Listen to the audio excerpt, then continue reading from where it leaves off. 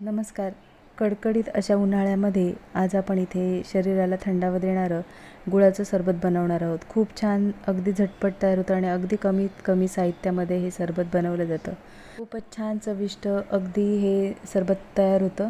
तर आज आपण इथे गुळाचं सरबत ही रेसिपी पाहणार आहोत. तर हे सरबत बनवण्यासाठी काय काय साहित्य लागतं ते पाहूया. येथे आपण बारीक किसून घेतलेलं अर्धी वाटी गूळ घेतलेला आहे, 1 लिंबाचा रस, काळं मीठ, साधं मीठ, सब्जा आणि जिरे पावडर. तर आता आपण इथे सरबत बनवायला घेणार आहोत. तर प्रथम आपण इथे एका बाउलमध्ये 2 ग्लास थंड पाणी घेतलेलं आहे. तर आता आपण प्रथम पाण्यामध्ये गूळ छान विरघळून घेणार आहोत.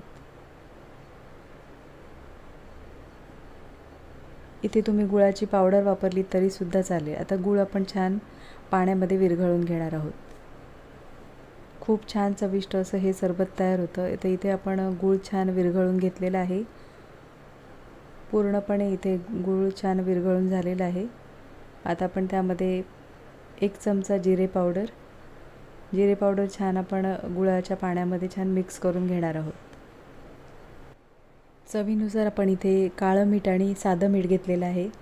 काळ्या मिठामुळे खूप छान अशी चव येते ह्या सरबताला. नक्की वापर करा काळ्या मिठाचा.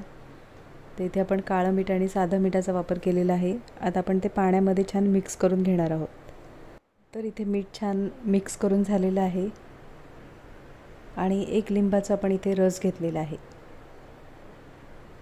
लिंबाचा रस आता आपण सरबतामध्ये छान मिक्स करून घेणार आहोत. तर इथे गुळाचं सरबत छान तयार झालेलं आहे. आता आपण ते ग्लासामध्ये ओतून घेणार आहोत. नक्की हे सरबत करून बघा. खूप छान चविष्ट आणि अगदी झटपट तयार होतं आणि अगदी कमीत कमी साहित्यामध्ये हे सरबत छान तयार होतं.